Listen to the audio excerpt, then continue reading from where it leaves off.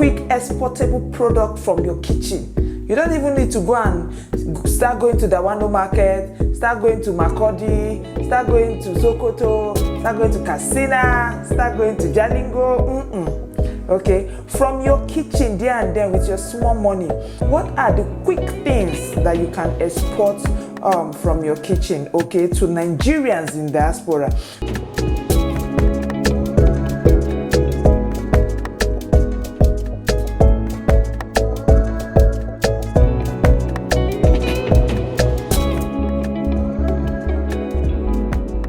Hi fam, welcome to another sweet lovely episode on our channel.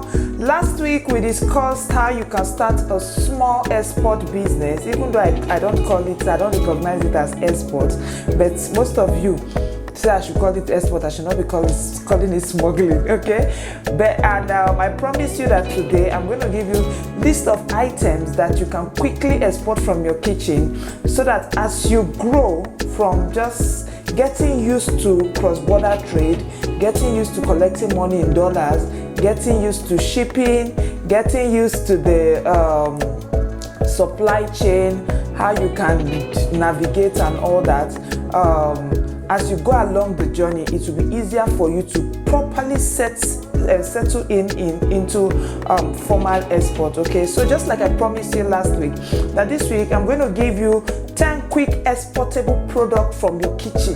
You don't even need to go and start going to the Dawano market, start going to Makurdi, start going to Sokoto, start going to Katsina, start going to Jalingo. Okay, from your kitchen there and then with your small money and with Adora as your agent, what are the quick things that you can export from your kitchen, okay, to Nigerians in diaspora? Number one, you can do red oil. We call it red oil, but it's palm oil. Okay, so you can do red oil.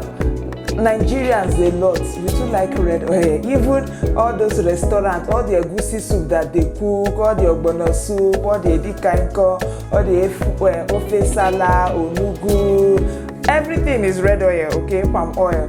Okay, so you can, if you have good source of palm oil that you usually use in your kitchen, you can start supplying palm oil. I taught you how to get buyers. Don't tell me how do I get buyers. If I get the buyers, me I go use them. Okay, so you can start with number one, palm oil. Number two, you can go with egusi. You can't go wrong with egusi. Okay, babe, just make sure the egusi you dry it very well and you grind it, put it in Ziploc. Adora will tell you how you can export it. Okay, you go with dry fish, and biko, when you are taking dry fish, don't go and carry dry fish that have maggots. They will treat it like Ebola. Have you ever seen Oyibo man where they are removing maggots from dry fish from the airport? Hey Jesus, they will wear PPE. They will wear, in fact they will quarantine their hand. It will look like it's death sentence. Okay, please, I beg you, with everything that I'm holding there, just make sure there is no maggots. Let it be properly dry, okay? So number three is dry fish. Number four is maigi, any varieties, but most especially maigino. Maigino is a big deal abroad, but you find out that in the US, they don't allow you to export anything that have chicken or beef inside. So most time people, when they want to send maigino, they grind it and put it inside. Remove the paper, grind it and put it inside Ziploc. Okay, so any customer that you want to be supplying, you will have that discussion with the customer. I'm not supplying you with the wrap, and I'm not supplying you whole. I'm going to grind it and put it inside Ziploc. So most of the customer you want to focus in this area will be restaurant people, not people that want to put it inside supermarket. Those people that want to sell in supermarket, they have a way of getting that. Okay, so our number five item will be gari. You know gari now.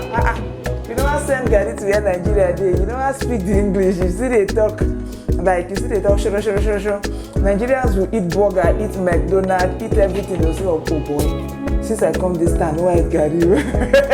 Okay, so if you have good gari, you can export gari. Ogbono, when they talk this kind of, they speak our language. So the next is ogbono. Another one is indomie. Okay, and the same thing, especially if the indomie is chicken, they will not allow. So you will remove the wrap and use this big Ziploc. You have some Ziploc that is 10 kg.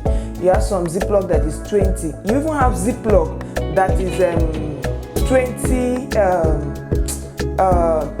tons. That is 20,000 kg. So for we that do ginger commercial export, we have some. It's not Ziploc. It looks like Ziploc. We put 20 tons. So depending on the quantity of Indomie that you want to export, you just unwrap it and put it in Ziploc. Okay, you can send Benin seed, you can send semo. But as I'm giving you all this list, you should under the description box, I will put prohibited items. There are some items that you cannot even dare to send you. For example, snail, dried vegetable, kilishi. I know most Nigerians there, they like, in fact, they say, bring kilishi. When we carry kilishi, they'll seize it, okay? So these are some of the items you can quickly from your kitchen with small money. And if you have your buyer and you have Adora, you can start just so that you master the art of trading across border.